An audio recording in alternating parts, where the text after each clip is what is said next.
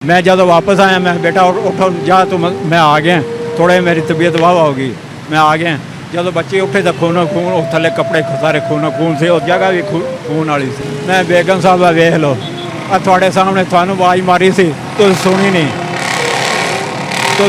नहीं आवाज़ तुम आख्या नहीं मेरे को नहीं आया जाता पुलिस को तुम गए हो एप्लीकेशन जाके सबमिट करवाई है वो कौन सी जिन्हें ज्यादती की कौन सी पता लगा बंदा केड़ा डॉक्टर वकास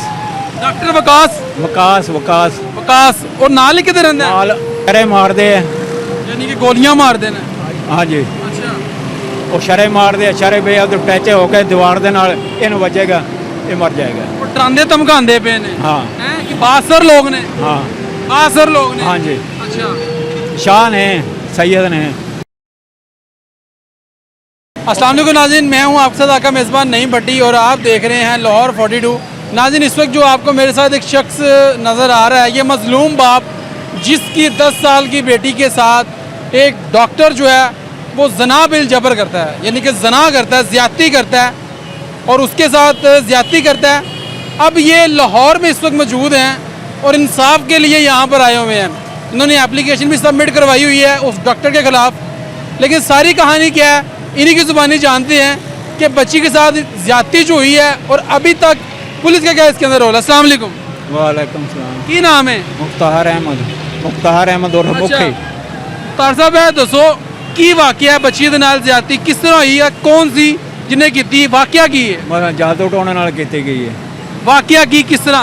मसलन कि मैं बच्चे ने बुलाया मैं कि बेटा इत्थे दुकान ते बह जा मेरे दिल से दर्द हो रही है। दुकान है गोलियां टाफियां दुकान सी मेरी छोटी जी अच्छा इन्नी कोई जगह ते अच्छा दरवाज़ा नहीं होंदा ठीक है 4 फुट का दरवाज़ा होंदा अगे मतलब दुकान बनाई सी सिर दरवाजे दे अगे वो बच्चे ने मेरे दिल से तकलीफ होने लग पई इन्नी कोई ज़बरदस्त जिंदा कोई हिसाब नहीं मेरी जान निकलन लग पई।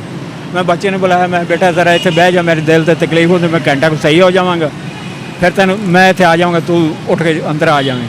स्कूल पढ़ के आई तो उन्होंने मैं बिठाया उस चिट्टे कपड़े पाए थे तो जब मैं वापस आया मतलब थोड़ा वाहवा होया दिल की तकलीफ हो रही थी। हाँ दिल से तकलीफ किसी आराम करन चले गए। हाँ मैं दुकान पे बिठा था ठीक है बेटा इत्थे बह जा मैं ज़रा झट को मैंने तकलीफ और थोड़ी सही होंगी तो मैं आ जाता तो फिर अंदर आ जाऊँगी। मैं जब वापस आया मैं बेटा उठो जा तू मैं आ गया थोड़े मेरी तबीयत वाह हो गई मैं आ गया जो बच्चे उठे तो खून थले कपड़े सारे खून से उस जगह भी खून वाली सी। फिर कि बीवी ने बुलाया मैं बुला के मैं बेगम साहब वेख लो थोड़े सामने थानू आवाज़ मारी सी तुम सुनी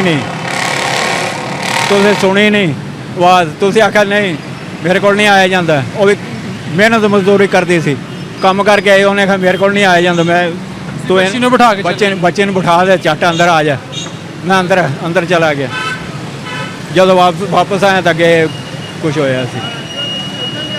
पुलिस को तुम गए हो एप्लीकेशन जाके सबमिट करवाई है वो कौन सी जिन्हें ज्यादती की कौन सी पता लगा बंदा केड़ा? डॉक्टर वकास और नाल ही किधर रहंदा? नाल मशरक वाले साडा घर है साडी साइड दा मशरक वाला घर है।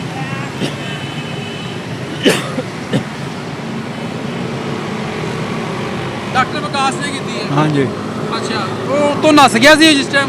नहीं फिर वो जादू टोने नाल की गई है। जादू टोने नाल की गई रात को कहते मैं सुता मैंने वो विखाया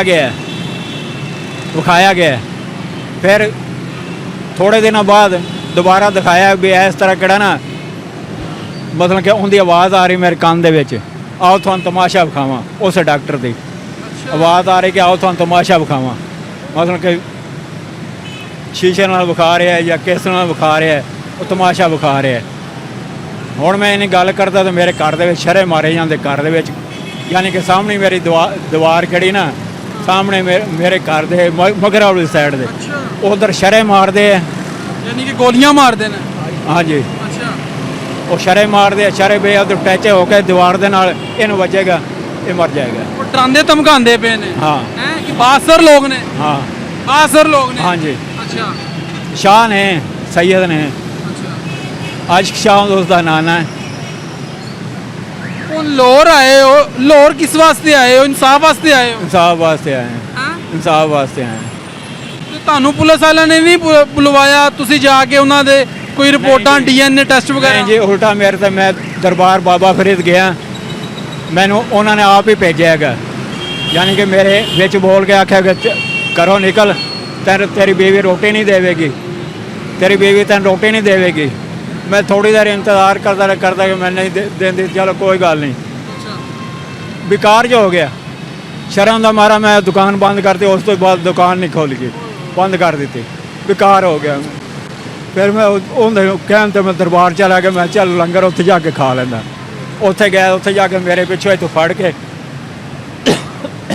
इल्ज़ाम लाया गया बे जो जेब कटदा है, मोबाइल चोरी कर लिया। जिंदगी मेरी गुजर गई, अज तक मैं चोरी नहीं की। उल्टा ਤੁਹਾਡੇ ਦੇ ਪਰਚੇ ਕਰਵਾ ਕੇਸ ਕਰਵਾ ਰਹੇ मेरे ते मतलब कि इल्ज़ाम लाता ये भंग चरस अफीम पाउडर पींदा है, ਵੇਚਦਾ ਵੀ पींदा भी है। यानी कि धूनियां दित्तियां गईयां फीम चरस अफीम दी पाउडर दी धूनियां दित्तियां गईयां। ਅਫਸਰਾਨੇ ਬਾਲਾ की हुण की कहना चाहोगे? आईजी पंजाब साहब ਨੂੰ की कहना चाहोगे? की कह हैं की कहना चाहोगे? मैं हुण की कह सकदा, थोड़े इंसाफ ਤੁਹਾਨੂੰ ਦਿੱਤਾ ਜਾਵੇ। इंसाफ दिता जाए। नाज़रीन, ये कहानी थी एक मजलूम। बचपन से मुझे वो बताया गया, पहले बताया गया पागल करके अकलों से कैद किया गया। आपको मतलब कि मैं नाज़रीन, ये कहानी थी एक मजलूम बाप की, जो कि लाहौर जैसे बड़े शहर के अंदर अब आके ये इंसाफ का मुंतज़िर है।